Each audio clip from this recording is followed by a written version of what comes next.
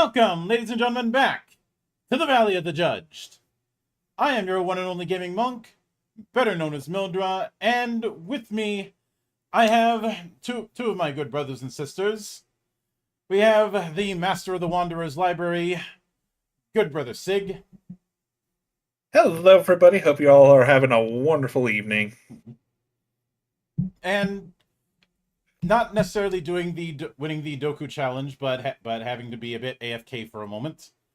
Good sister Tabby. She didn't win the Doku challenge. She's just AFK. Yes. So looks like they're gonna come over for our friends are gonna come over for a bit, so she might step out for today. yeah, if that's the case, it is what it is. Yeah. But as you can see, we are finally out of doing the character classes for Draw Steel, which I think is fair to say the class design here is all killer, no filler. Damn right. I mean, I'm kind of sad that we're at the end of it, but all good things come to an end. Mm-hmm. Although that was a weird episode of TN. That was a weird episode to end off TNG. All good things, huh? Mm-hmm. Yeah, I remember that one. But we are going to be covering three. We're going to be covering three things in this particular episode. That being kits, which you can see on the screen, perks and complications. Now, one of these kits we've already hinted at. I did make a bit of a mistake assuming that everybody got a kit. Kits are something that's exclusive to the martial classes at first. If you can get access to kits as a caster if you take a certain title, but you're not getting that automatically. And while I'm at it, I would like to highlight one particular individual, Zab on Blue Sky, who did a very nice fan art of the different kits and arranged them in these Final Fantasy Tactics-esque sprites. I'll share that for you in the side chat, Sig, and I'll also be putting that in the main chat. That was the thing I saw earlier. Yeah. That is a lot of classes. Or, okay, kits, excuse me. Yeah. We've already covered the classes. Now, kits are essentially this game's answer to weapons and armor. Instead of having you pick a particular weapon and armor or do proficiencies with weapons and armor, instead you have a selection of different packages. Now, the stat setup of individual weapons is not as important as the stat setup of these packages. And when I talked about it briefly last week, I compared it to the stance system in Granado Espada. I'd say that the way jobs are tied to particular weapon equipage in say Final Fantasy 14 could also be applicable, but Granado Espada is a better example because it's much more direct on the matter, and it's not tied to the totality of your ability set. And just judging from some of the stuff I've read in just the armor kits alone, I get the feeling we're going to see a lot of that here. Yeah. An individual kit is going to include both weapon and armor. So it is more of a representative of a fighting style. In fact, one could say that this is what the fighting style system in 5e would be if it was competently made. So in other words, not made by WotC, because WotC cannot retain competent staff. Especially after 10 plus years. Mm-hmm. But kits are essentially this catch-all of weapon, armor, and fighting technique. And as mentioned, it is something that is going to be, with rare exception, exclusive to martial characters. But one of the things that is very nice with it is you are not locked into a specific kit. If you want to change your kit, you can do so as a respite activity.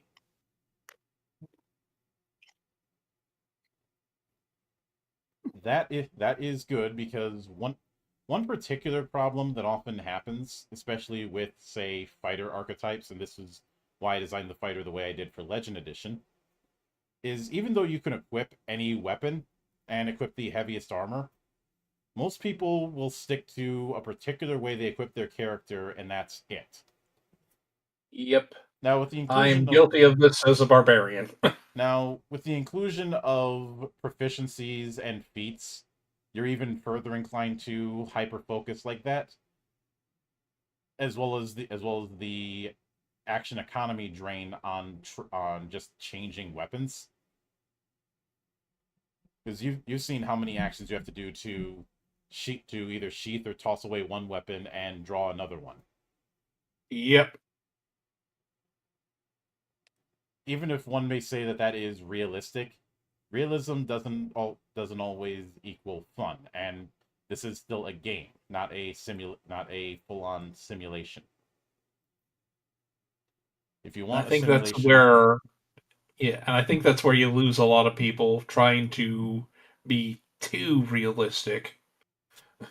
trying to be too simulationist, and and the funny thing about the simulation thing is that it's selectively applied in my experience. And it's restrictive. Oh, it very much is. But it's one of the it's one of those things that's the reason why I never ever shut up about the whole specificity of what style of fantasy you're being, and how you can't try and be a omni genre of fantasy without dealing with the consequences. Mm-hmm. Because people are going to come at it from different angles. People are going to come at fantasy from different angles, and it's similar to coming at it with say comic books. If you go back and look at the review I did on the Marvel Multiverse RPG, I specifically pointed out that people were going to be coming at the idea of role-playing in the Marvel Universe from different angles. Some people probably grew up with the Claremont era of the comics. Some people, the John Byrne era of the comics. John Byrne / Jim Shooter. Some people probably are more familiar with the 90s cartoons from the Toy Biz era. And all the bullshit that happened with Toy Biz, but Chuck Sonnenberg has already covered that.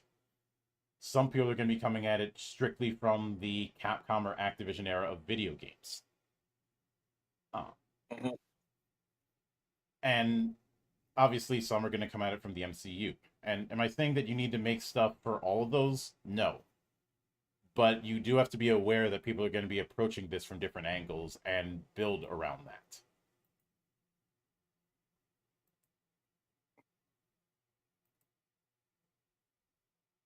It is not obviously, and hell, I have the same attitude when it comes to Legend Edition. I'm well aware that people are going to be approaching it from different angles, and I'm not and because of that, I'm trying to build it so that no one angle is overly favored. So I do have a question since you brought that up. What do you think about my approach to the Ivalice adjacent Escalon thus far? I'll have to go. It definitely fits the bill. Mm-hmm. It is going to require further study on my end, but that's a topic for another night. So yeah, I just wanted to kind of get something, since we're talking about different approaches to different things. Yeah. Now, when it comes to that different approaches thing, Draw Steel doesn't have that problem because it is very upfront and very blatant about the fact that you are playing as heroes, larger than life heroes. There is no, are you trying to be superheroes, or are you just trying to be jumped up peasants? No, you even at first level are some level of superhero, and you need to approach it like you are playing a action hero rather than playing as a adventuring peasant.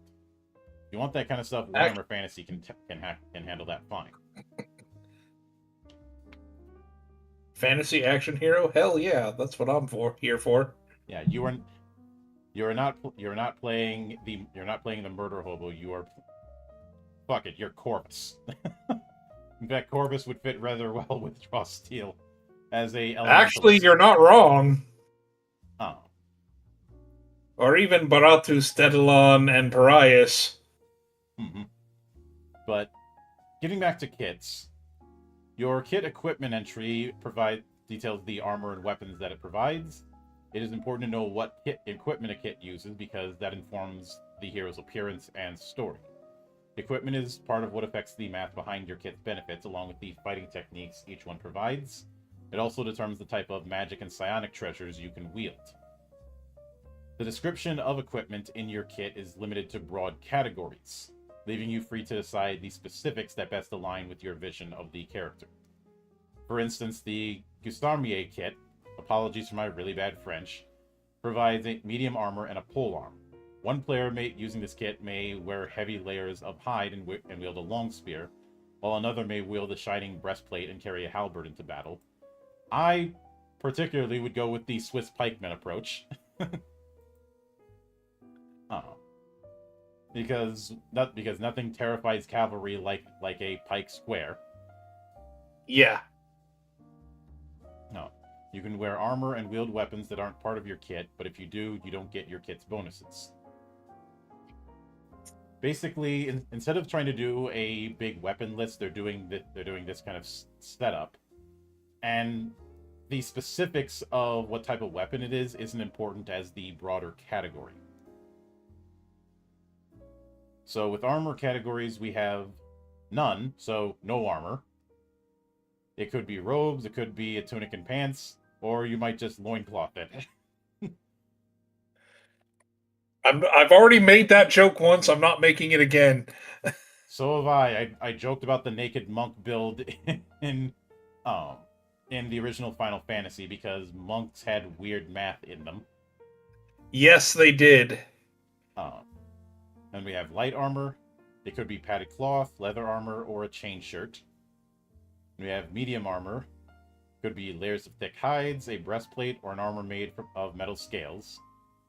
And heavy armor, likely wearing metal from head to toe. Chainmail, ringmail, and suits of plate armor protect you better than any mundane defense.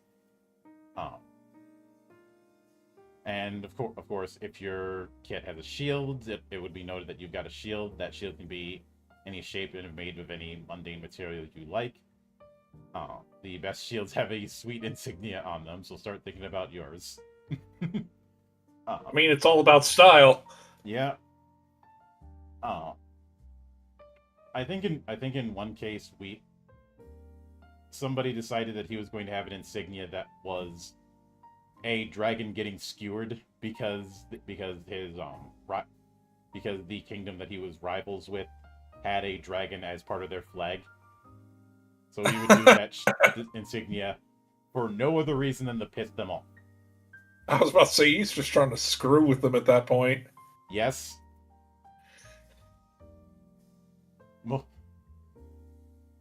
Because if people think military trolling isn't a thing, I have 3 words as a counter argument.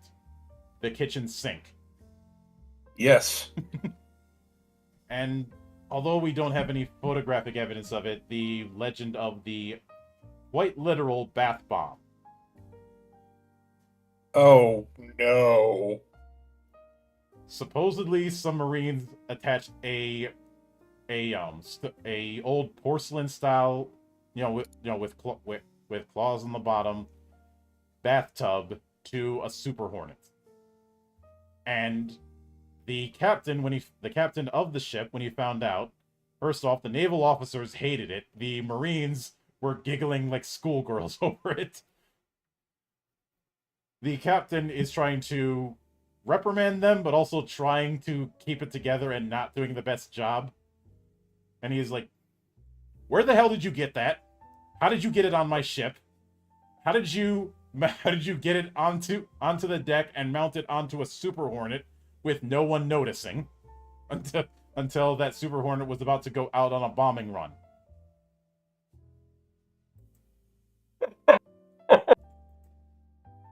Unfortunately, we don't have any actual photographs of it yet, so it could be that the story is apocryphal, but I so want it to happen because that would complete the trifecta.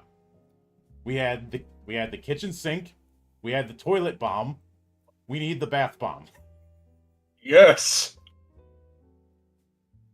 And yes, a toilet was dropped in, I believe it was the Korean War. So, plus, if we want to talk about military trolling, I could do a whole podcast just full of E4 Mafia stories, I've been told. But for legal reasons, the E4 Mafia does not exist. Yes.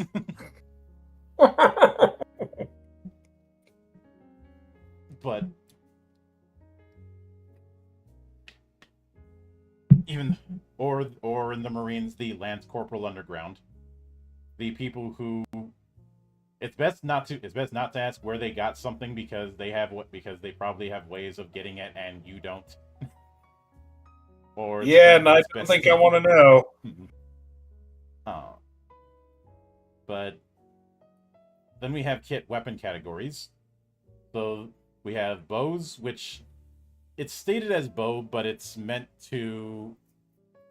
much meant to be a catch-all for any sort of missile weapon because it includes crossbows, longbows, short bows, also things that hurl bullets, stones, darts, or small spears. So you can have a gun in your fantasy setting, and because of that, I have to say, fuck you, WotC. It can be done, as well as everybody on that RPG subreddit who ran my friend Chris Davis, no, not Chris Davis, Chris Diaz, out when they were like, you can't do firearms in 5e. That'd ruin balancing. It's like, oh, now you're worried about balancing. Not when you have a bunch of casters who can completely make a combat encounter irrelevant. Now balancing is a concern. Balancing was never a concern. If I wanted to break something, I just fucking did it. Like, I'll have to tell you the story about the 4-barreled shotgun sometime. Mm-hmm. And also includes things like small spears and slings and atlatls.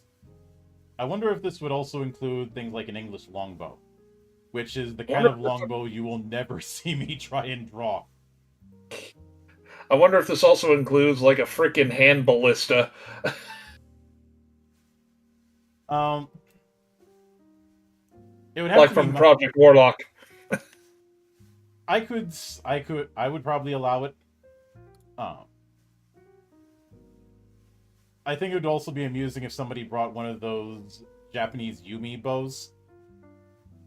You know, the bow that's bigger than you. Ah, great bow. Mm-hmm. But English longbows were a very hard were a very heavy draw. No, mm-hmm. There's also that one there's some interesting auto-loading modern crossbows you can find that don't require the crank, but they don't have as much power.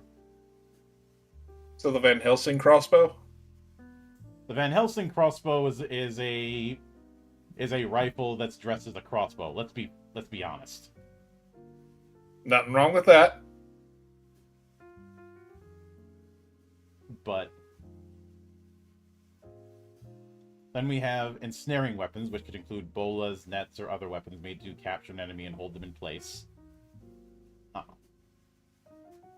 Then we have light weapons, which are one-handed melee weapons that could make several strikes in rapid succession.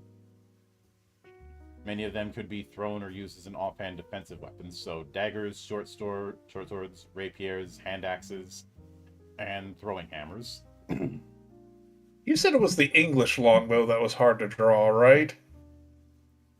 Yeah. Yeah, I'm looking at them like, geez, how do people freaking do that? Very, very, very strong pecs. Mm-hmm. Clearly. Like you need some strong pec muscles and some strong biceps for that thing. Yeah, I'll say. 'Cause let me check the draw weight for the English longbow. Uh, Draw weight is basically the relative weight of what you're pulling. Uh, so give me a second. Not a problem. Um,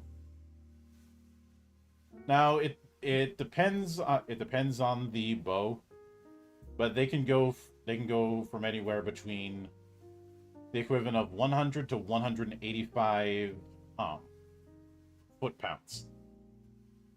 Oof. I have attempted to draw one of those things, and I'm certainly not a wimp, but I couldn't do it. I got one shot, I missed. I was like, I'm not doing this again because my whole chest and my arms feel like shit. This is why I'm glad I'm strictly a swordsman. Mm-hmm. But some of the longbows in length um can be anywhere from 6'2" to 6'6". Some being Ugh. 6'11".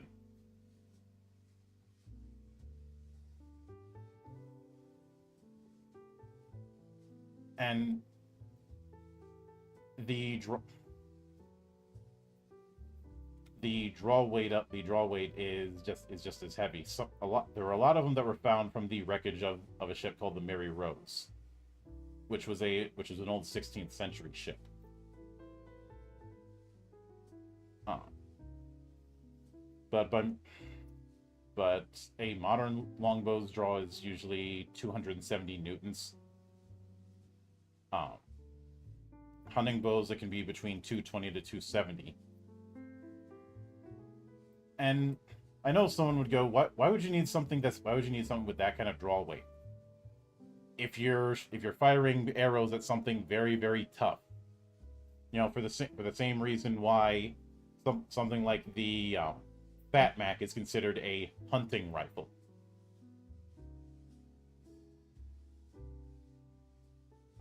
And whenever I say that, people are like, "What the hell would you be hunting with that?" I'm like, elephants, rhinos, any Things with very particularly tough skin.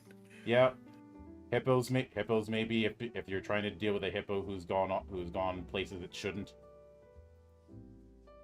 I heard hippos are real pissy.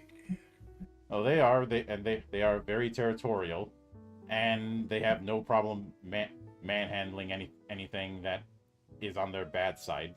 I've told the story of that one guy who tried nursing a baby hippo. Eventually, it got big enough and killed him. Even though everybody in his family was telling him raising a baby hippo was a bad idea. And when I say everybody, I mean his coworkers, his parents, his relatives, and his wife told him don't do it. When people are telling you it's a bad idea, you should probably not do that. Mm-hmm. But with with light weapons, because of the fact that they talk about it offhand, it also means that this is going to be a game where dual wielding is not going to be as hard as it is in other games. Or as unfair or unbalanced. Yeah. And we have medium weapons, which are one-handed melee weapons that can be carried into battle while leaving one hand free, allowing you to use that hand as a shield or implement. So battle axes, clubs, long swords, and warhammers. I'm a bit biased, and I'd say what if instead of a normal longsword we go with a khopesh, which is basically an axe cosplaying as a sword. Yeah. I think I do recall showing you the Taiaha. That's one of my favorites. I don't recall. You may have to refresh my memory. The Taiaha is a Maori style short spear. The spear end is tipped with jade, but the back end of the spear is flattened, so that can be used as a club. Huh. And of course, there's the good old Mahahuitil. Hahuito. The club that thinks it's a sword from from Mesoamerica. Yep, Usually with jagged obsidian teeth. Yep. It is technically speaking a club, but you hit somebody hard enough with it, you could take their head off. Yeah. I mean, the obsidian's You gonna can do break because obsidian is hard but also brittle. And that shit can cut like nobody's business. Mm-hmm. And then we have heavy weapons, two-handed melee weapons with weighty, bladed, or bludgeoning heads, made to seriously harm or kill enemies in a single blow.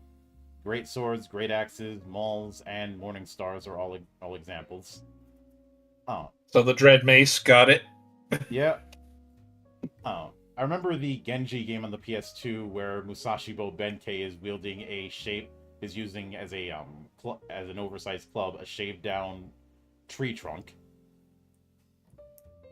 The tree trunk he converted into a kanabo. Oh God. Then again, Musashibo Benkei was a big warrior monk. Who was obsessed with collecting 1,000 swords, won in 1,000 duels. He's also the main inspiration for the design of Gilgamesh in Final Fantasy.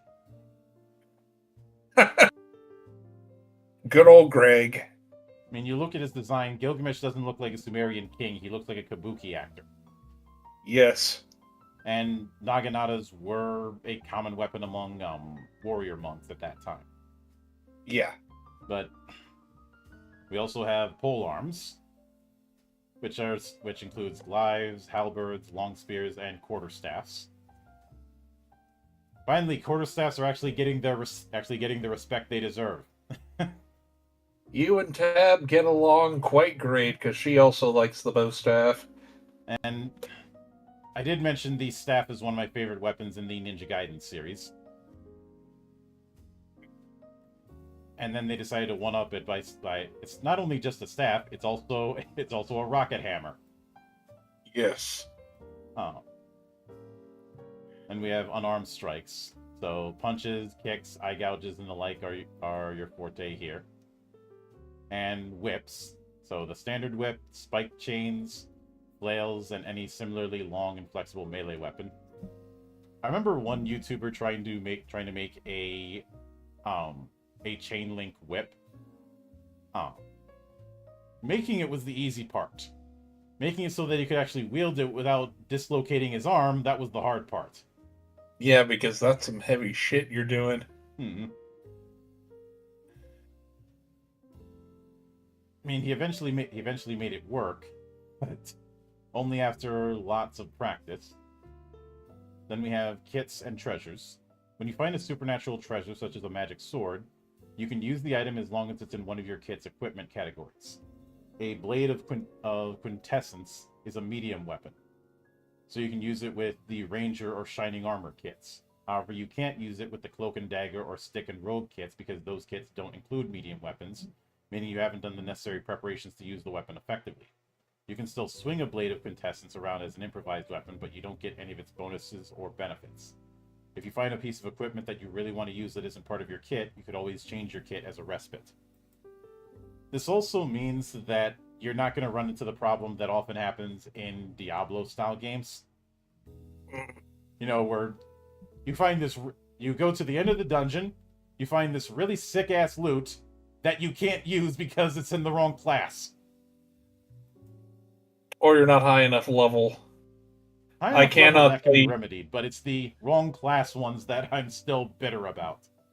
I can't even begin to list the amount of times that that's happened. Mm-hmm. Especially if it's something like Ragnarok, too. Oh, good. I'm a swordsman. Oh, good. An axe that I can't use because one, it's not identified. Two, I'm not the proper class for it.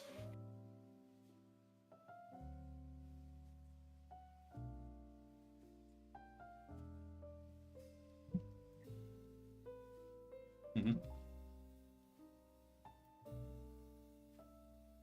But because of the fact that you can switch it out during a respite means that it's not going to be as much of a problem.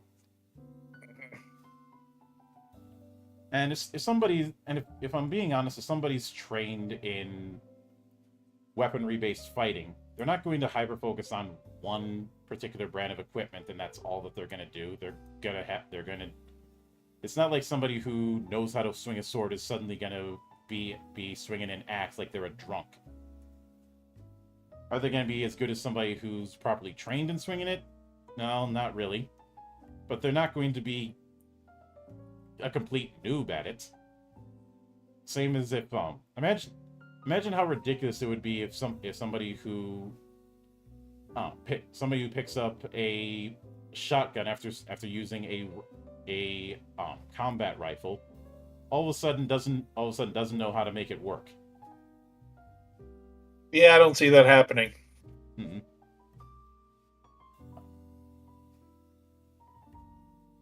But then we have kit bonuses and traits. A kit can grant a bonus to your stamina, speed, and stability, as well as the damage and distance of your weapon abilities, including your free strikes. Which we already covered free strikes. Free strike is the basic attack and also the attack that you're going to be used for attacks of opportunity. Though you might get other attacks that you can use as a substitute for that, depending on your class. So stamina bonus, it increases your stamina maximum and increases with your echelon. So each echelon, which we talked about, you'll get that stamina bonus again. And since it's been a while, let me refresh memory when it comes to echelon and what thresholds those are. So first echelon is level 1 to 3. Second is 4 to 6. Third is 7 to 9. And fourth is 10. So you are essentially getting that stamina bonus 4 times. And speed bonus, self-explanatory. Stability bonus, also self-explanatory. Remember, stability is your soak for forced movement. And then damage bonuses. It can grant you a bonus with both melee and ranged weapon abilities. If it has a melee damage bonus, that's added to the rolled damage of any damage-dealing ability with both the melee and weapon keywords. If it's a ranged damage bonus, same thing, just with the ranged and weapon keywords. Now, damage bonuses increase based on the tier outcome of the power roll for a weapon ability, usually presented as plus X, plus Y, and plus Z. The X bonus is a tier 1 outcome, the Y bonus is a tier 2 outcome, the Z bonus is a tier 3 outcome. So they use an example of the Shining Armor Kit, which has a +2 melee damage bonus across all 3 tiers, whereas the Sniper Kit only gets its damage bonus at tier 3. You also have a distance bonus, so melee distance can be increased as well as range distance, just as long as it has the matching keywords. A distance bonus does not increase the area of effect of any ability, just the range. And a disengage bonus increases the number of squares you can shift when you take the disengage action. In other words, giving you a bigger option for shifting. And each kit has a signature ability whose distance and damage already include the kit's bonuses. It is essentially a unique action that each of the kit has. I feel like this is akin to, like, in Dungeon Fighter Online, like resetting your skills for different situations. Like, you'll have one set of skills for just PvE, you'll have one for PvP, you'll have one for raids, that kind of thing. Yeah. And I appreciate that I've been seeing more and more folk um, do bigger options for respecs, because I think you and I have both had those situations where you're worried, if I spend a talent point here, is that going to screw me over in 2 hours, kind of thing. Mm-hmm. Yep. Uh, I remember praising how easy it was to respec in Kingdoms of Amalur for that reason, which I would love to build a TTRPG on its particular class system. I've only seen it. I've never played it. That's something that I'm gonna have to give a try sometime. If you end up trying it now, obviously I recommend the Re-Reckoning version, because that's going to be easier to work with, and you won't have to deal with Origin bullshit. I think that's the only version Steam has. Uh, yeah, it's the story when it comes to the former baseball player who became a game producer is a unfortunate one that um, other people have tackled. I don't feel like revisiting that. That's all right. Though he has claimed that the demo not being up to par was because EA had used a build that he didn't sign off on.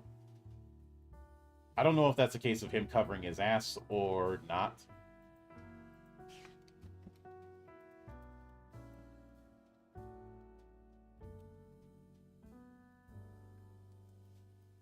I mean, it could be, it could not be, but I only have one person's word, so make of that what you will. Grain of salt and all that, yada yada. We do have a sidebar. Yep. And go ahead. No, I said yep. Yep. We do have a Just kind of sidebar agreeing. on improvised weapons, which is exactly what was mentioned. You can use it, you're just not getting any bonuses. You can use your weapon abilities that you get from your class with it, but you're not getting any kit bonuses. But I do like that they include things like plates, furniture, and anything else you pick up that can be bashed, hurled, or stabbed. If you're in a tavern fight, I expect people to get creative with this instead of just using their standard weapons. Yeah, I mean, you could always grab a bar stool. Yeah. I speak for bar stools can certainly do some damage. Not that I would know that or anything. I'm not even going to ask because I bet I already know the answer. I told you about the bar. I told you about the bar fight scene we had to film, and how some dumbass forgot to gimmick the bar stools when they hit me with them. Yeah. And no, they weren't. They didn't forget on purpose or anything like that. They were just stupid. But then we have the kits from A to Z, and there's quite a few of them, but it's not a exhaustive list. So we have Arcane Archer, no armor, but you do have a bow, +1 to speed, 2 across the board for range damage, +10 to range distance. Nice, nice. And a +1 disengage bonus. You also get the Exploding Arrow signature ability, which is range 15, targets 1 creature. You can use either Agility, Reason, Intuition, or Presence for the power roll. It deals fire damage, and 1 creature or object of your choice within 2 squares of the target takes fire damage equal to the characteristic score used for the ability's power roll. I'd house rule it that the exploding arrow would knock you back a certain number of squares. I could see that knockback happening at certain levels more than others. I'm not going to do that knockback when you're at like 5th. Yeah. Either that or you could. I think another option is potentially force it to do a higher tier, or force a miss into a hit. Mhm. Actually, I take that back. There's no misses in this, so it'd just be you can do it at one higher tier, but you get knocked back a few squares and you're prone. Yeah, that too. In the case of Give the explosions a real sense of weight. Mhm. Then we have Cloak and Dagger. No, Marvel, you sit in the corner. We're not talking about you. Especially not talking about your shitty ass live action series that you did with Cloak and Dagger. I heard they're pretty good in Marvel Rivals, though. But you're not going to see me playing Marvel Rivals anytime soon. Fair. But Cloak and Dagger is light weapons and light armor. So perfect for a shadow. Yep. Stamina bonus is +3. Speed bonus is +2. Both melee and ranged damage gets a bonus of +1 at all 3 tiers.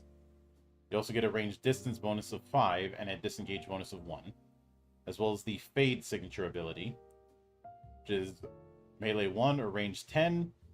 You roll might or agility for the power roll, deal damage, and can shift 1, 2, or 3 squares. So it's definitely good for a shadow, but remember, the tactician can hot swap between 2 kits. That is true. Then we have the Battle Mind. Nice reference there. The Battle Mind was a psionic tank class in 4th edition, and was actually the best pure tank in 4e. Because instead of penalizing marked enemies who didn't target them, they had stuff like Mind Spike so they could directly do damage to them. Very nice. Like, were there heavier hitters? Yeah, but as far as being the tank, Battle Mind was the tankiest tank.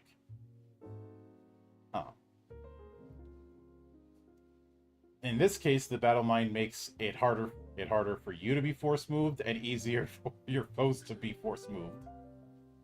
So Yep. You wear light armor and wield a medium weapon. Stamina bonus is +3 per echelon. Speed bonus is +2. Stability bonus is +1. Melee damage is +2 across the board. Your signature is Unmooring. It's a melee attack, targets one creature. You can roll either Might, Reason, Intuition, or Presence for the power roll. Deals damage, and until the end of the target's next turn, any force movement that affects the target has its distance increased by 2. So good for a Censor or a Fury, or maybe even a Null. Nulls don't get kits initially. Oh, gosh. I say initially Yeah. because you can if you get a certain title, which we'll be getting into that much later in this series, you can give a caster kits. You could house rule it, but I have been told house ruling so that everybody gets kits could be a Pandora's box for some of the casters. Yeah. A Pandora's box that I would probably open because I love giving my players crazy shit. I mean, that's So do I. That's half of the design ethos in Legend Edition is everybody gets crazy shit, because if everybody's busted, no one is. Yeah, but enough about your red mage.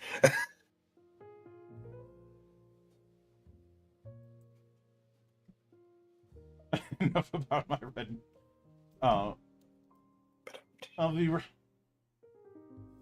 I won't say the red mage is omni broken or anything like that.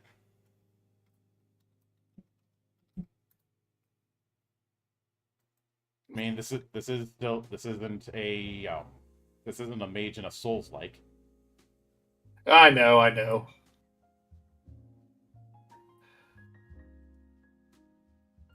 But let's see. Then we have when the thing will load. Give it a sec. Dual wielder. So, how do I dual wield? Here's your answer right here. Yes. The dual wielder kit is for folks who want to excel at using 2 weapons at the same time. Your fighting style maximizes the power of each weapon you have on hand. So you wield medium armor and a light weapon and a medium weapon. So it's more of a main go. I won't say a main Gauche style, but more of like a Daisho style.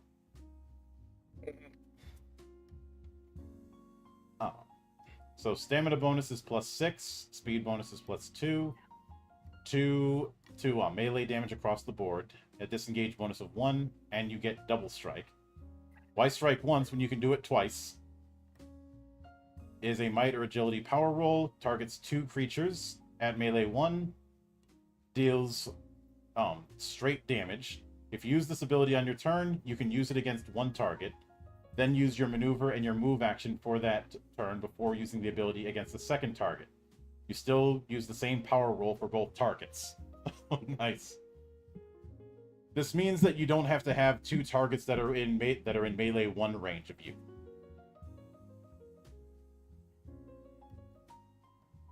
Which is very nice. Otherwise, the double strike thing might be way too situational. But here it's hit one, then hop to another enemy and do it again. I think that offsets the relatively low amount of damage you're doing.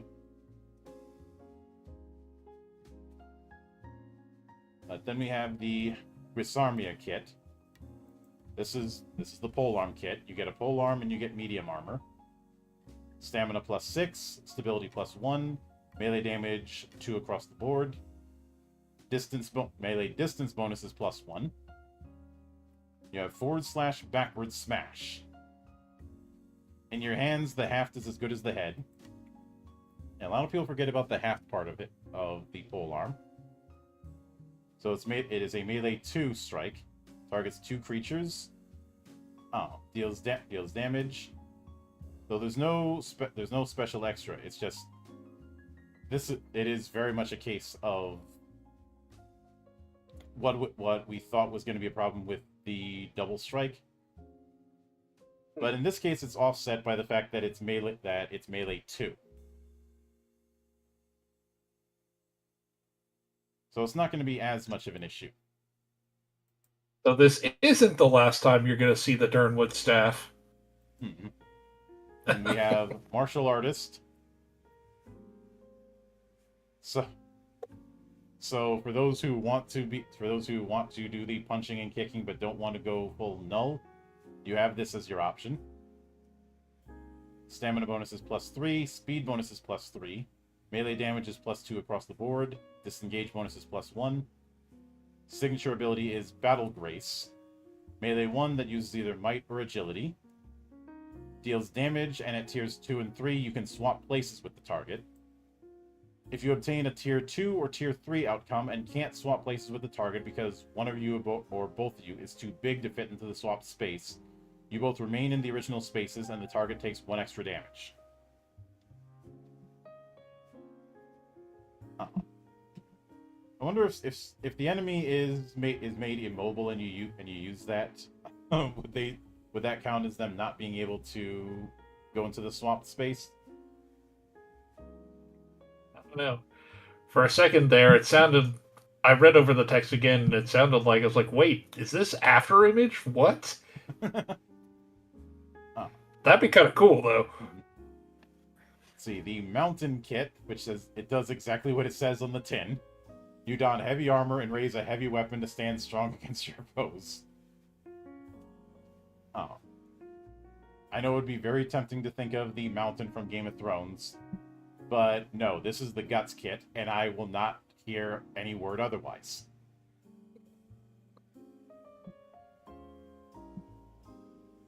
Because what is the Berserker armor if not full on heavy armor?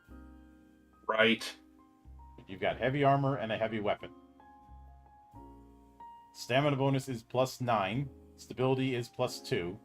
You only get its melee damage bonus at tier 3. Signature ability, Pain for Pain. An enemy who tagged you will pay for that. Melee 1, uses might or agility, deals damage, and if the target dealt damage to you since the end of your last turn, this strike deals additional damage equal to your might or agility score, your choice. So I wasn't far off calling this the Guts kit. Mm-hmm. For some reason, I imagined this mountain kid like with a big fuck off hammer and just smashing the enemy into jibs. Mm-hmm. That is what we call making red velvet pancakes. Yes. But then we have the Panther kit. If you want a good balance of protection, speed, and damage, the Panther kit is for you. This kit increases your stamina not by wearing armor, but through the focused battle preparation of body and mind, letting you be fast and mobile while swinging a heavy weapon at your foes. You wear no armor and wield a heavy weapon. No Kazan. I could go with Kazan. I could also go with the ladies of Claymore. Oh yeah. Claymores are awesome. Let's see. Stamina bonus is +6 per echelon. Speed bonus is +1. Stability +1. Like with the mountain, you only get its melee damage bonus of +4 at tier 3. You also get Devastating Rush. The faster you move, the harder you hit. Melee 1 targets 1 creature. Surprise, motherfucker! And hello there, Cubhead, and thank you for the raid. For those of you who do not know me, my name is Mildra. I am your one and only gaming monk. And tonight we are going through the kits, perks, and complications systems of the Draw Steel TTRPG. How are you doing? How was Repo?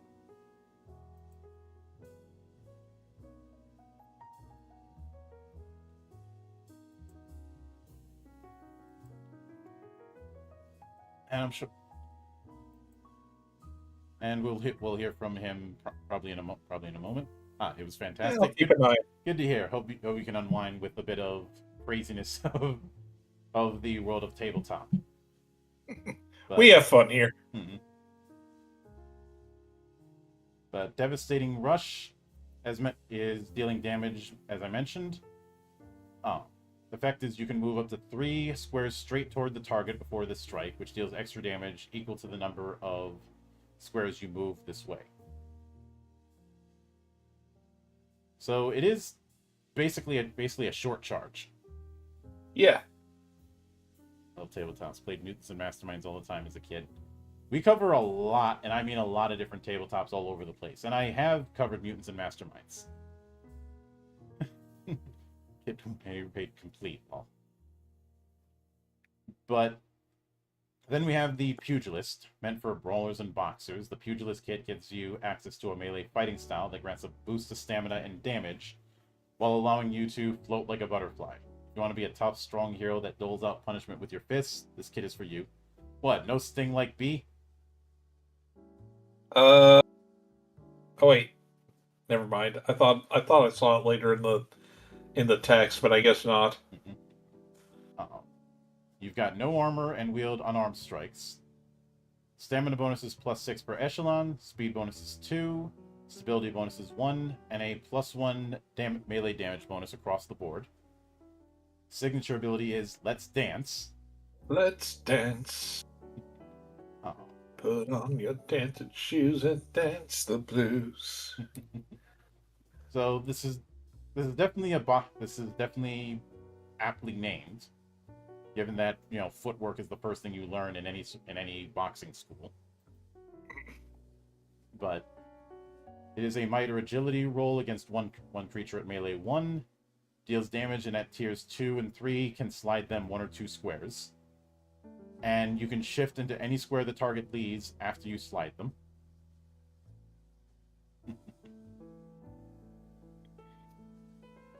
Let's see, then we have the Raider kit, which is, I keep thinking of the Raider from For Honor, but it does describe it as a Viking warrior, so I'm not too far off. You wear light armor and wield a shield and a light weapon. Stamina bonus is +6, speed bonus is +1, melee damage and range damage get +1 across the board. Range distance is +5, disengage bonus is +1. You also get the Shock and Awe signature ability, which is either melee 1 or range 10. Target uses might or agility, deals damage, and the target takes a bane on their next power roll made before the end of their next turn. Which, not too bad. Nah, not at all. Then we have the Ranger kit. I'm glad that the Ranger is a kit and not a class, because if it was a class, that would create some problems in this system. And if I'm being honest, a lot of the stuff that you would expect the ranger to do, I feel like that's already covered by by some builds for the shadow.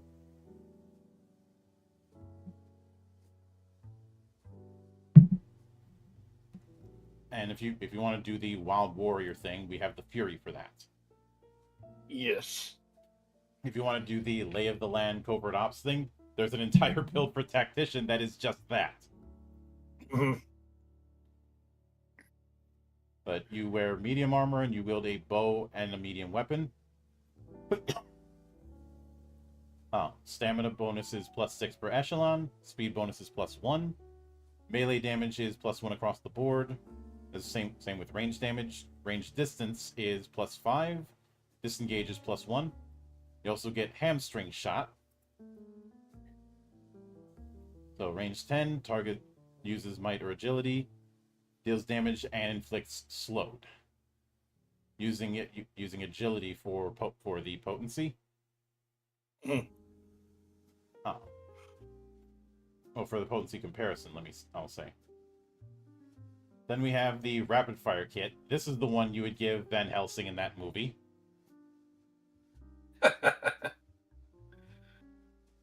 Or Ranma Mori in Sengoku Basara, who was just the arrow spam kid. Yes. You wield light armor and wield a bow. Stamina bonus is +3 per echelon. Speed +1. Range damage +2. Range distance +7. And disengage +1. Signature is 2-shot. Range is 12, targets 2 creatures, and deals straight damage.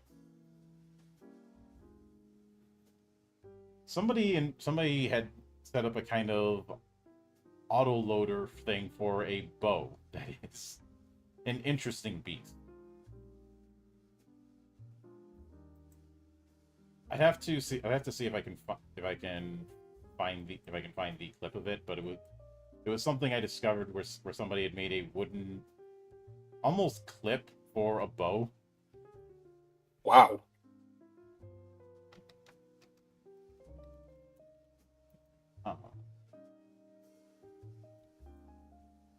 Let me see. And yeah, there are auto loading crossbows. There's a lot bigger variety of crossbows than people think. And yes, there are full repeater crossbows that exist. So Edgar in Final Fantasy VI was onto something. Mm-hmm.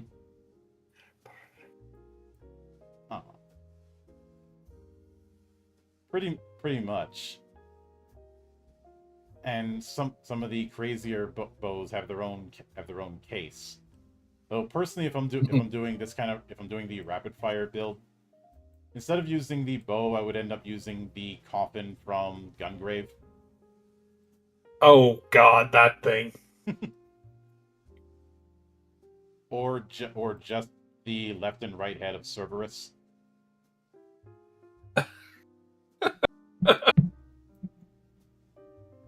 You know where Yasuhiro Naito looked at the ridiculous size of the castle and jackal from Helsing and said, "Hold my sake."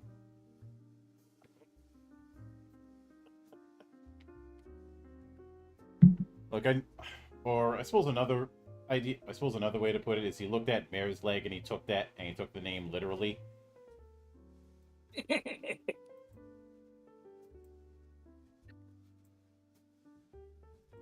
But then we have the Rotarius, depicted as a lightly armored warrior with a net in one hand and a trident in the other. The classic gladiator build. I say classic gladiator build, but there's a lot of variety with how gladiators were equipped. Yeah. You wear light armor and wield several ensnaring weapons and a pole arm. So the net and pole approach. So stamina bonus is +3, speed bonus is +1, damage bonus is +2 across the board. Melee distance is +1, and disengage is +1. signature ability is Net and Stab. As the net attack leaves your foes right where you want them. So it's a melee 2 attack. Deals damage based on might or agility. Or plus might or agility based on the tier, of course. And inflicts slowed. Except at tier 3 where it inflicts restrained. End of turn.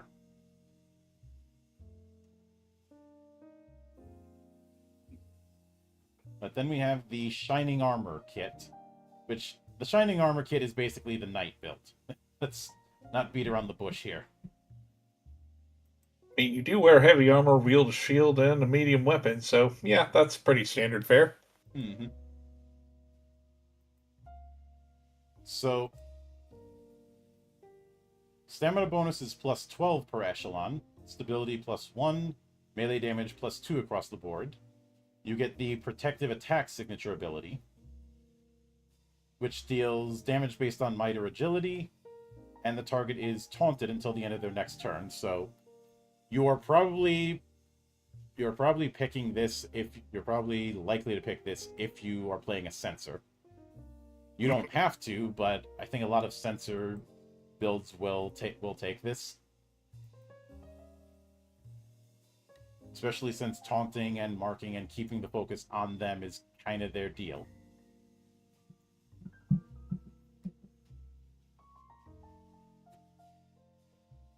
But then we have the Sniper kit, which is exactly what it sounds like. You wear no armor, wield a bow, speed bonus 1, range damage bonus is only plus 4 at tier 3, distance bonus is plus 10, disengage bonus is plus 1, and your ability is Patient Shot. Range is 15, deals damage, and if you don't take a move action this turn, this strike deals extra damage equal to your might or agility score, your choice. So it's worthwhile if you find a good spot in the battlefield and spawn camp, essentially. Mm-hmm. We've all had those runs of using a crow's nest. Oh yeah. Ammo goes. Logos not keyword intensifies. Well, the Alucard amount. Then we have the Spell Sword kit, which combines melee strikes and a little bit of magic. So basically, my entire shtick. This particular shtick seems to be really hard for a lot of developers to pull off. Largely because I think they misinterpret what's being asked for. Yeah. Because you've probably seen this plenty of times. A lot of them just have it as, "Oh, you're a caster who can swing a sword on occasion." I don't think that's what people are asking for when they want to go with a Gish build. I'd say one of the exceptions in the big two is I know some people say the spell sorter Blade Singer in the world's most litigious RPG. No, that's another case of getting it wrong. I was about to say I disagree with that strongly. I've seen some people say the Eldritch Knight fits that build. Also, no. No. Giving a fighter a few spells is not what people are asking for with this type of fantasy. The one class that I think does fit the bill is the Magus in Pathfinder. And the reason I say that is the Magus is built around the fact that you are using weapons and spells at the same time. If you try and use it as a straight fighter, it's not going to go well. You try and use it as a straight caster, you're going to be outclassed by half casters. You are meant to be using a weapon in one hand and a touch spell in the other. And I feel like that is what the fantasy is supposed to be. What the fantasy of the magic swordsman is trying to be. Kabed 13 says Magus from Pathfinder 1 did it well, MO. Mm-hmm. I haven't looked at second edition because it's not a high priority.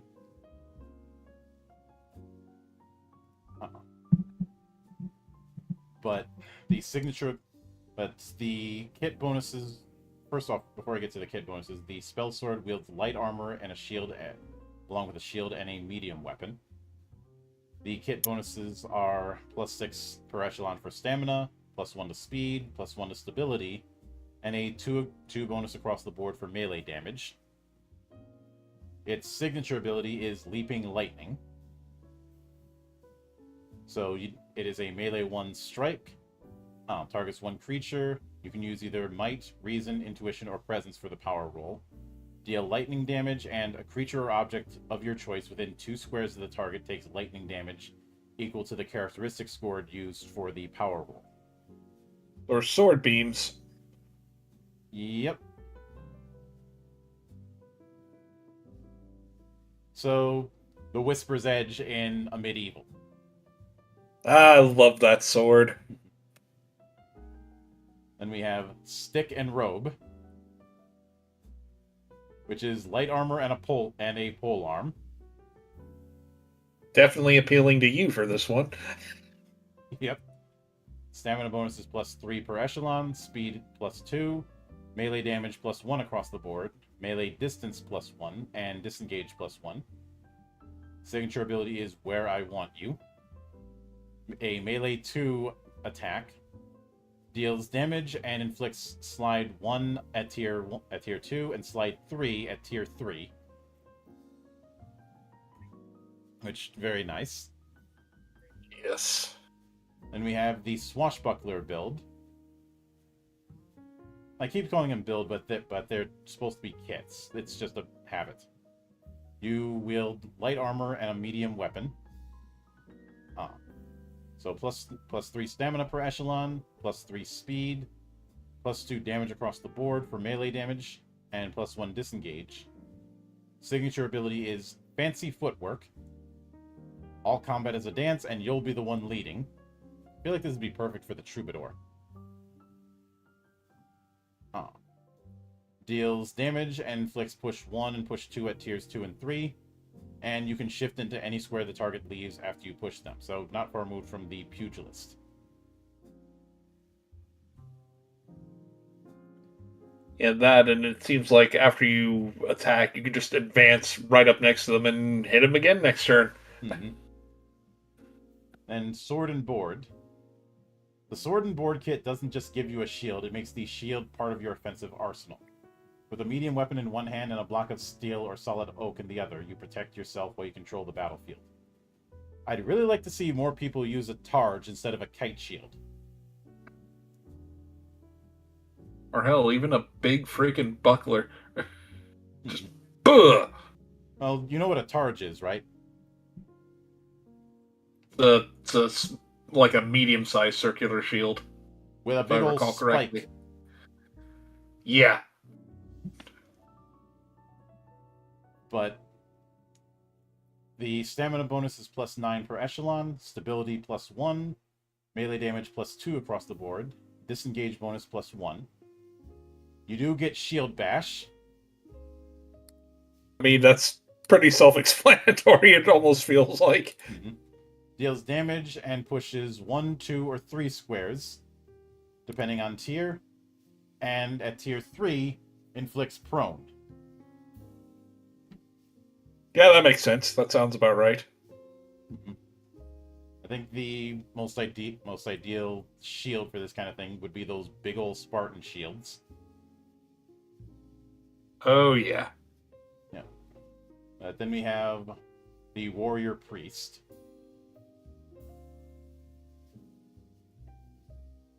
Which is heavy armor and a light weapon. I immediately think of the War Monk from Fire Emblem Awakening when I read this. Yep. I can't. Anytime I try and play a warrior priest, I always end up descending into that one priest from Dead Alive. Oh, God. For the Lord. That's one of Peter Jackson's better movies. I don't care what anyone says. But stamina bonus is +9 per echelon, speed bonus of 1, stability bonus of 1, a +1 melee bonus across the board. Signature is Weakening Brand. It's a melee 1 ability. Uses either Might, Reason, Intuition, or Presence. Deals holy damage. Until the end of the target's next turn, they have damage weakness equal to the characteristic score used for this ability's power roll. Oh, perfect for a sensor. Yeah. A sensor, or imagine giving this to an elementalist who has access to kits. Oh, God.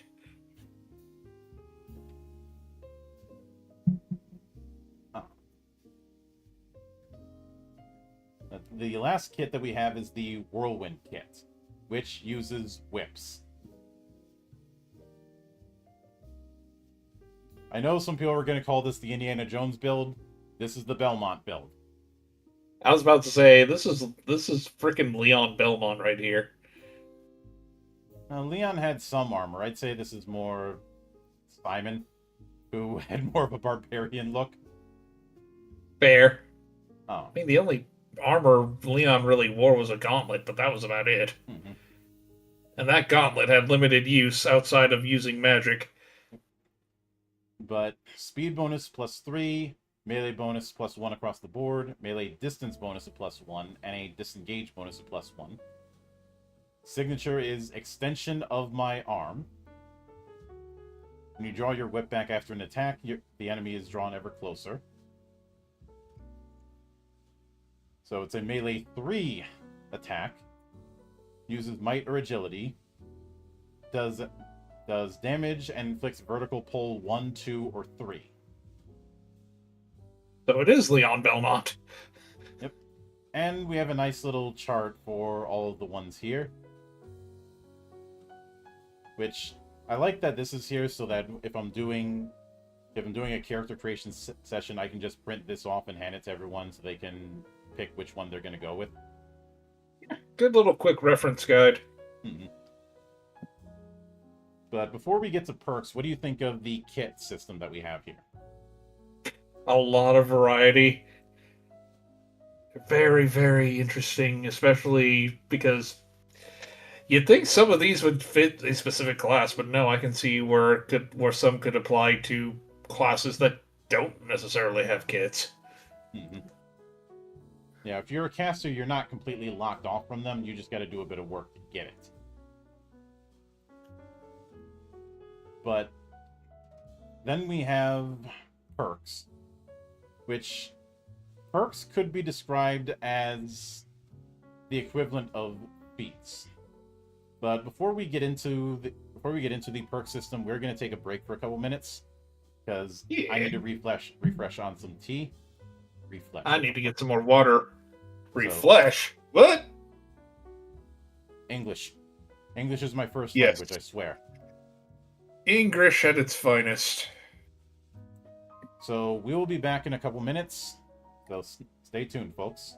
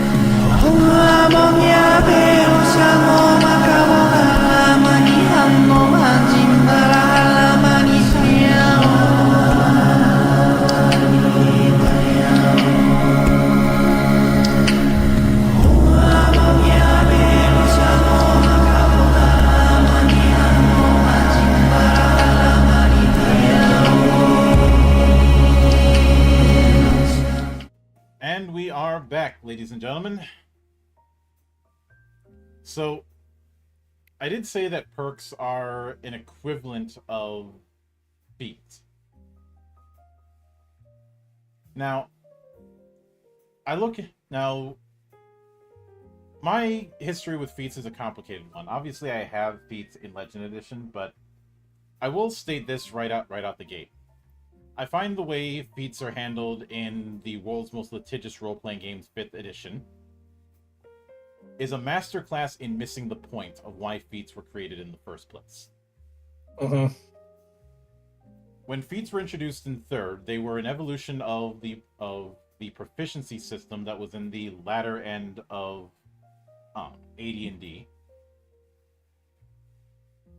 And the intent was to give a way to further personalize characters beyond picking your race and class and occasionally spells, because, well, if you weren't a caster, you were kind of limited in terms of how you could personalize characters. Now, yes, did the feat thing get way out of hand in 3rd edition? Yeah, I will not deny that. That does not justify swinging the pendulum too far the other way and having feats as an ASI alternative. That was fucking stupid. And I firmly believe that because of the fact that they did that, you have a bunch of classes that have what are feats or feat picks in all but name.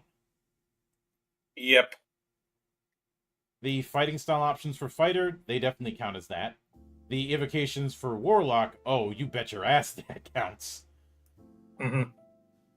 And several others.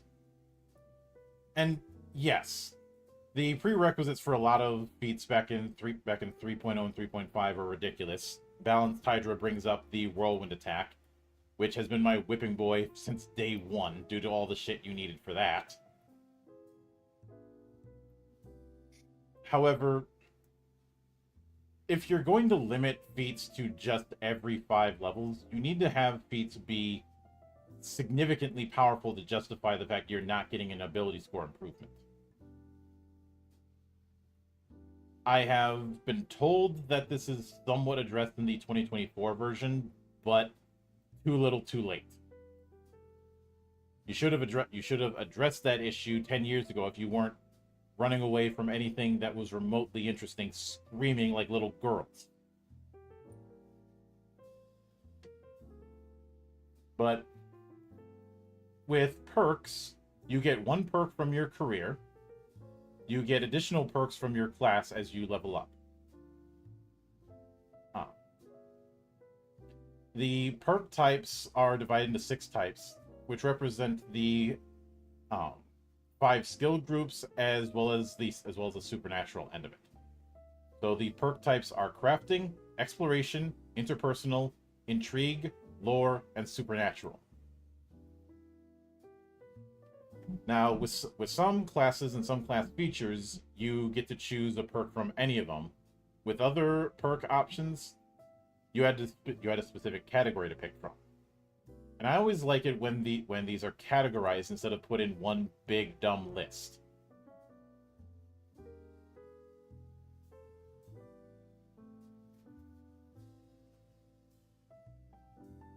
But the first one we have are crafting perks. We have area of which we're not going to go through all of the entries, but individually, because I think there's a bit too many for that. Yeah. But the fact that there is a perk set up just for crafting means we are not going to be dealing with bullshit crafting like in some games. Yeah. I also like that there's not really much in the way of prerequisites. Probably because the amount of perks that you're going to get by the time you get to level 10 isn't really enough to justify prerequisites. Yeah. Because everybody's more or less getting perks at the same levels. I think it also depends on the class and how you're building said character. Because certain classes got certain perks over others. Yeah, but you're getting a perk every other level. So in total, you're going to have 6 perks by the time you get to 10.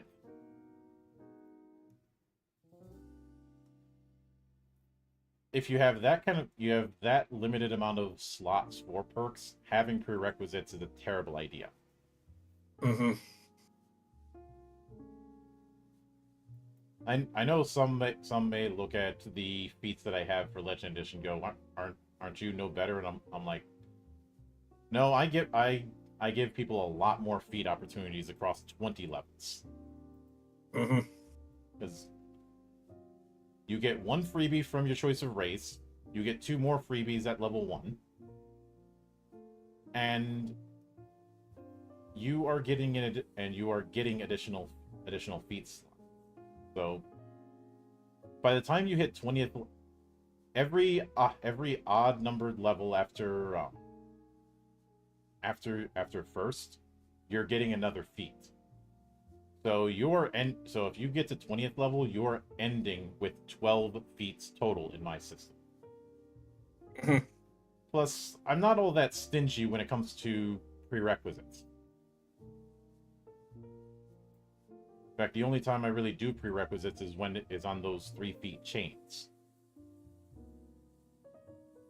Plus, you can get additional feats through magic items, so it's even less of an issue. But here, a lot of the classes that give perks, some of them are going to be restricted to certain categories depending on the class. But then we have exploration perks, which is very much built for the explorer, the hunter, that kind of thing. So not all of them. Some of them are giving additional maneuver, like friend catapult. Oh god, it's the fastball special. As a maneuver, you can grab a willing adjacent ally or object of your size or smaller, then vertical push that target up to a number of squares equal to twice your might score. If a creature you push falls as a result of this movement, the effective distance of the fall is reduced by a number of squares equal to twice your might score. When you use this perk, you can't use it again until you earn 1 or more victories. So the fighter token. Mm-hmm. I prefer to call it the fastball special because I like the fastball special. Fair enough. And of course, She-Hulk had to make the fastball special awkward by commenting on Wolverine's butt before doing it.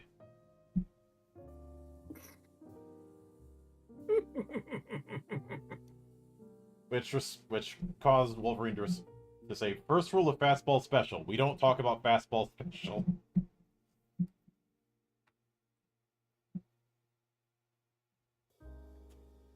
Then again, throughout the comics, She-Hulk has trolled both the other heroes she's working with and the audience. Especially during the Claremont years. But like stuff like the exploration perks is why it'd be kind of useless to have a ranger class when everything the ranger does is handled elsewhere. But then we have interpersonal perks. I'd imagine a troubadour is going to be taking a lot of these. Oh yeah. Uh, Especially if they are especially if they are the either the virtuoso or the auteur. mhm. You have things like engrossing monologue. You sly dog, you caught me monologuing. Didn't I Oh, make that God, joke last no. week? Yes, I was like, we've already made this joke. But And I almost went and quoted it.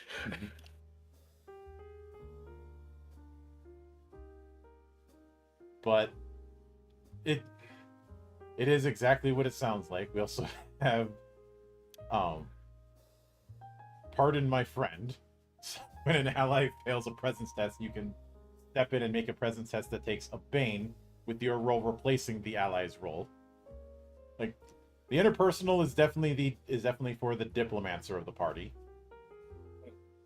Or, so tell me. Whenever you succeed on a presence test to influence one or more creatures, you can ask one creature you influence a follow-up question after the test resolves, which they must answer honestly. At the director's discretion, the creature doesn't have to answer the question completely, or at all, if the response would put them or a loved one in danger. It's the just one more thing. One more thing. This is your niece. She'll be staying with you for 1 year. Then we have the intrigue perks, which I'd be tempted to say that some of these would fit the shadow, but a few of them would also fit the tactician, especially if they're doing the covert ops one. Oh, yeah, definitely would fit tactician a little bit more. Mm-hmm.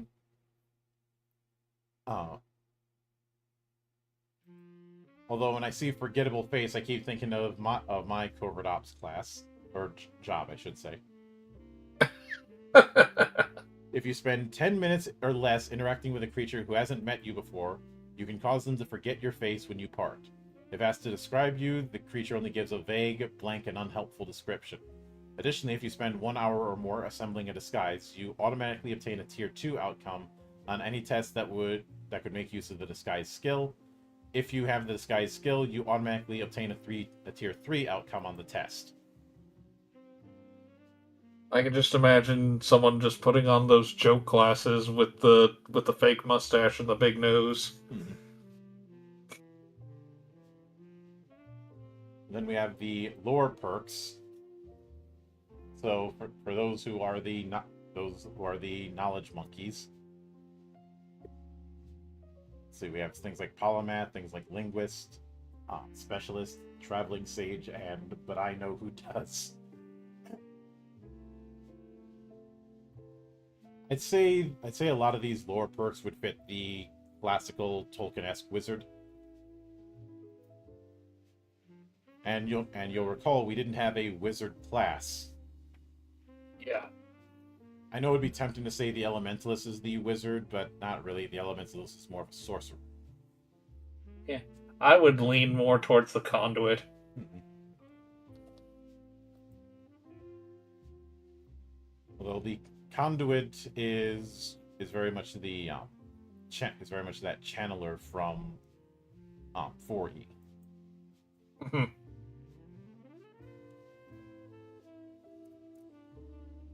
Of course, comparing the World's Most Litigious entry to the Draw Steel entry, we've said many times there is no comparison. Exactly. But then we have the supernatural perks, which I'd say if somebody is a caster or a psychic, these are ones they're going to be leaning into. Invisible Force is Mage Hand in all but name. Although, because of the fact it's not limited to 5 pounds of force, it is better than Mage Hand.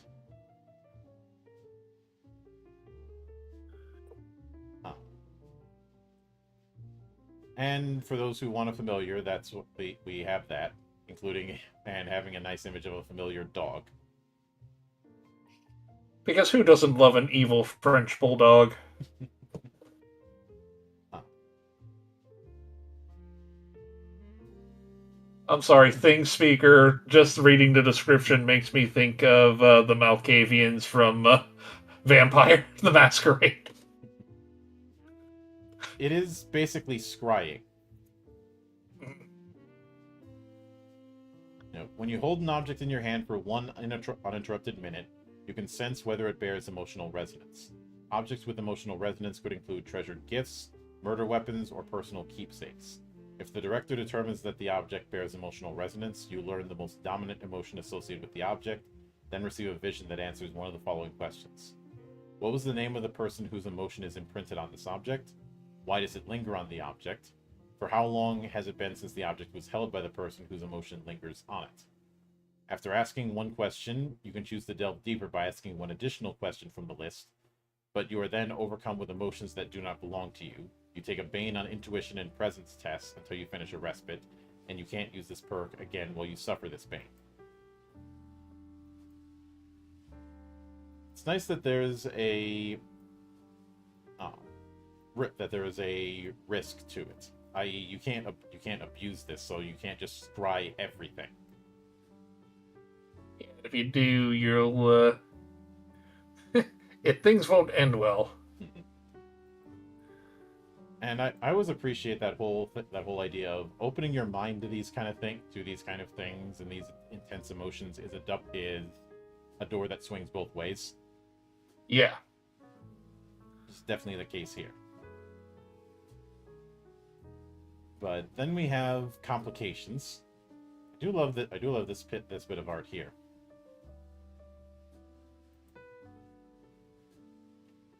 So, with complication gives you a benefit and a drawback. Some of them are mechanical, some of them are narrative. and good lord, there's a lot of them. Yep, the complication is on a D100 roll. We are not going to cover all of them, but each of them has a benefit and a drawback, as mentioned. Some of them are used in the same paragraph. But for example, let's look at Anti-Hero. You used to be a villain. You're mostly reformed now, but in desperate moments, you sometimes draw on the rage and hatred that fueled your old life. In those moments, even your friends aren't sure whose side you're on. They don't need to worry, though. Once you leave evil behind, you can't go back. You've made too many enemies on the other side. So you have Where'd they get my origin story? You have 3 anti-hero tokens. Whenever you use an ability or other effect that costs your heroic resource, you can spend 1 anti-hero token in place of 1 heroic resource.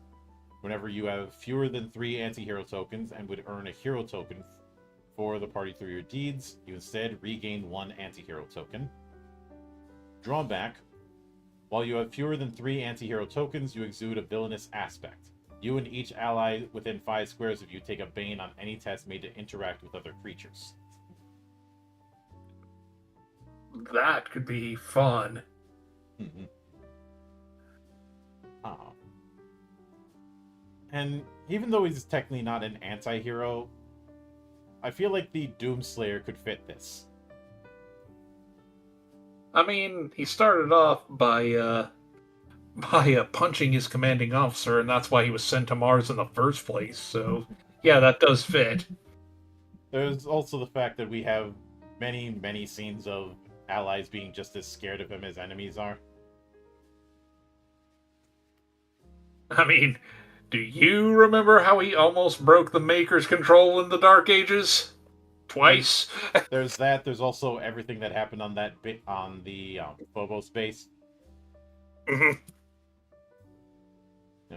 Never tell him you can't just shoot a hole into the surface of Mars. Yeah, that was a mistake.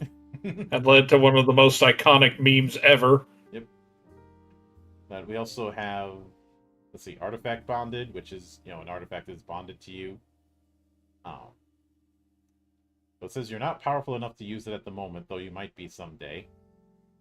For now, the artifact has no effect beyond getting you into trouble. I'm immediately thinking of both the Summer Sword and the Soul Reaver. Oh God. Also, in a certain way, the Hollow Mask that Ichigo has in Bleach. That no matter how many Mhm. times he gets rid of it, it keeps showing up on his person. Yeah, because it's a part of him. Hmm. Let's see, bereaved, betrothed. If chaos touched, interesting. Um, chosen one, which I'm glad that has a benefit and a drawback. Yeah. The drawback being whenever you spend the destiny points that you get, you take 1d10 psychic damage, and the cult that seeks you becomes aware of your location. The chosen one here is you've been chosen by a cult. You're not chosen by you're not chosen in the same way Luke Skywalker was a chosen one. In fact, I'd say it's more like the brand of sacrifice. Mm-hmm. Or the mark that a hunter has in Bloodborne, which looks very much like the brand of sacrifice. So there you go.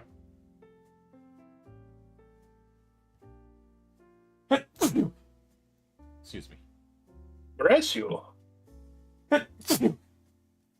Bless you again. But with a lot of the complications we have, there is definitely a lot of story potential in each of them. And I like that it's a benefit and drawback that even though they say some of them are more narrative than mechanical, a lot of them seem to have a good amount of mechanics.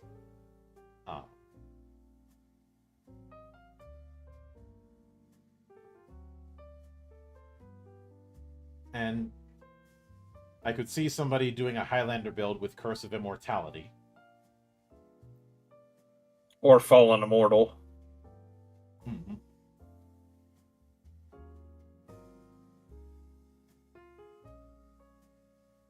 But in fact, I'd say the Soul Reaver build would be Cursed Weapon. Actually, no, that's fucking Elric. When you were young, you found or were given a magic weapon. Since then, you've carried it at your side, letting it inspire you to lead the life of a hero, even though the weapon is cursed. You have a leveled weapon of your choice. We'll get to that when we get to treasures. But you have damage weakness too. That is very much Stormbringer from the Elric trilogy. Mm-hmm.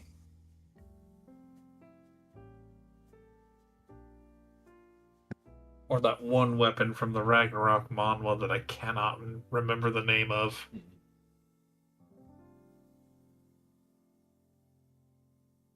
But there's quite a few of them. It's you lost your head. A bread beetle stole your head.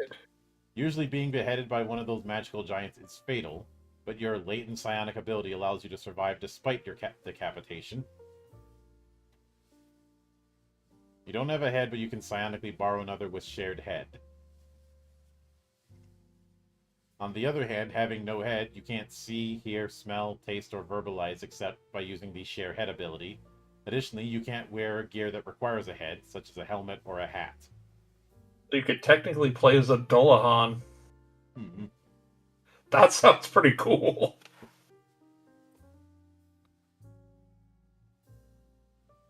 But see, we have meddling butler, so you have a retainer who's constantly getting in the way.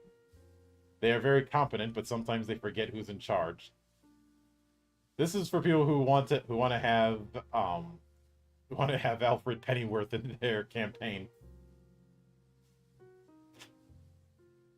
Can I persuade you to take a sandwich with you, sir?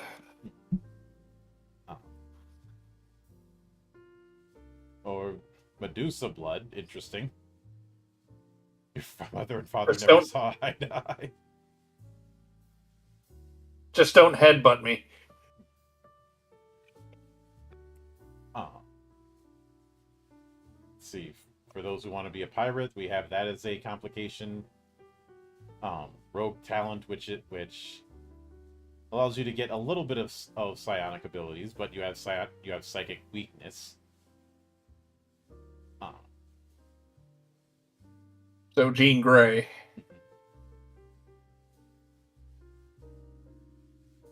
um, some of and Vampire Scion. So this is how. It's funny that that the Dampier was brought up before we went live, because that is one way to do it. A vampire has Mhm. bitten you. You're not undead, or not yet anyway, but your connection with your vampire progenitor fills you with urges you fight to control. Whenever you make a melee free strike against an adjacent creature, you can do so by biting that creature. If you obtain a tier 3 outcome of the free strike, you gain temp stamina equal to the damage dealt. If not lost beforehand, this temp stamina lasts until the end of your next respite. While you have temporary stamina from this complication, you grow visible fangs, you take a Bane on Presence test made to interact with humanoids, and your vampire progenitor can sense your location. So not Yeah, this is Finn to a T, and this is kind of how I built the Dampier for the one Tab plays. yeah.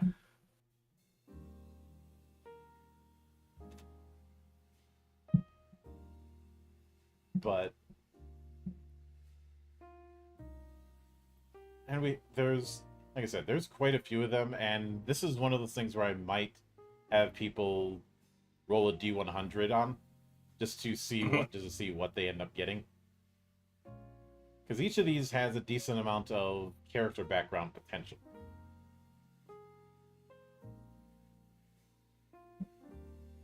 But I know we skimmed quite a few of them, but what did you think of perks, and what did you think of complications? I can find so many ideas for some of these, for some of the complications, and the perks are also pretty fun, especially the evil French bulldog.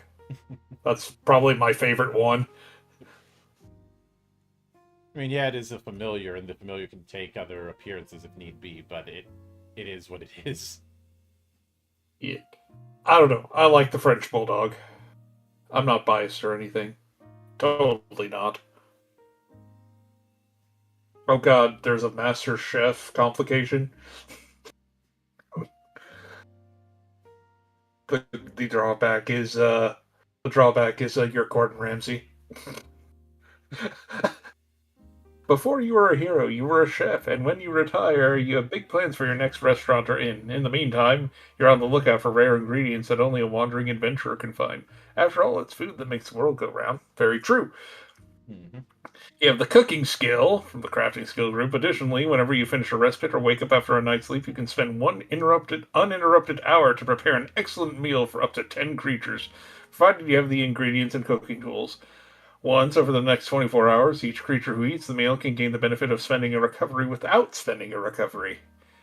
Drawback being, the first time each day you eat food you didn't prepare, you lose 2 recoveries. So, Gordon Ramsay. Yep. Fucking shit!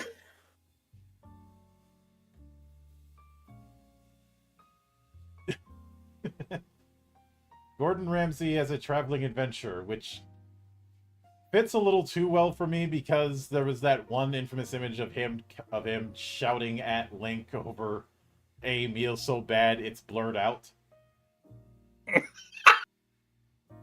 I think I've seen that somewhere.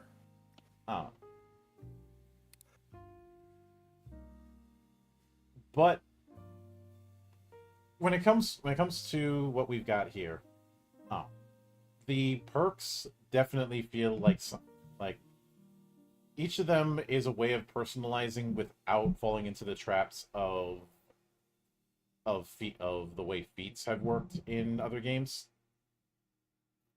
And each one of the categories definitely has a certain feel that when you pick out your class, you're going to be leaning into that feel anyways. So this is just icing on that cake. And complications, it is a nice little double-edged sword that if I did have enough time, I could go into each one to see how narrative or how mechanical they were, but It looked like, for the most part, it's a mix. There isn't any that if there was one that was purely narrative, that would end up getting picked more than others because of the fact that it is mostly that. Right. Oh.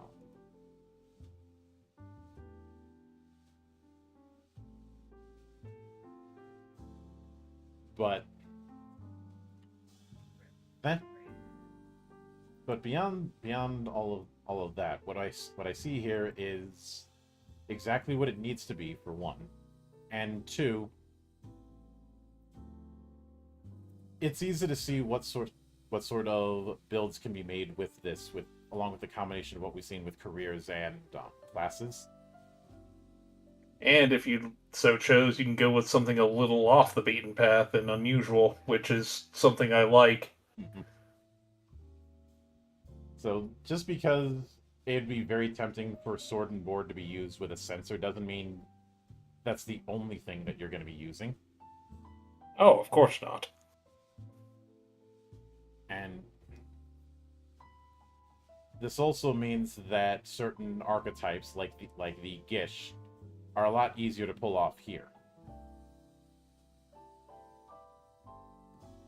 It'll be interesting when we see how this game is going to handle the idea of how a caster can get access to that particular kit. There's definitely some kits here that are geared more towards casters and psychics.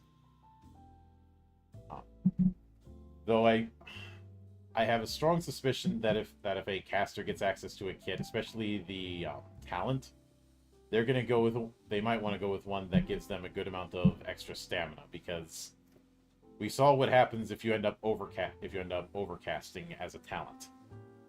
Mm-hmm. If you overcast as a talent, you are going to eat shit. There's no getting around that. And then some. Mm-hmm.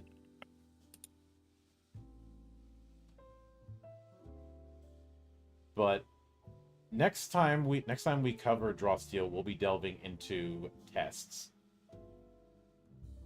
And let me check the schedule for a moment.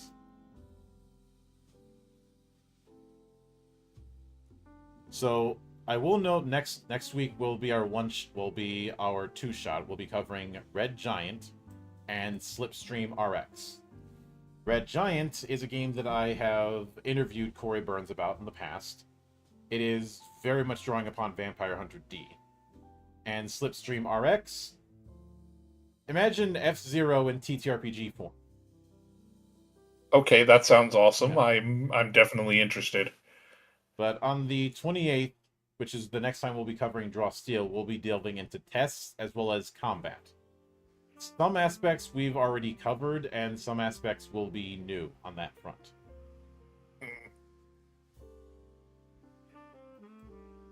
Because due to the whole tier setup, you're not exactly going to be doing a roll to hit, as mentioned before, and it's certainly not going to be as stingy as what we've seen in other affairs. But I do appreciate the images we have here of our giant holding things up.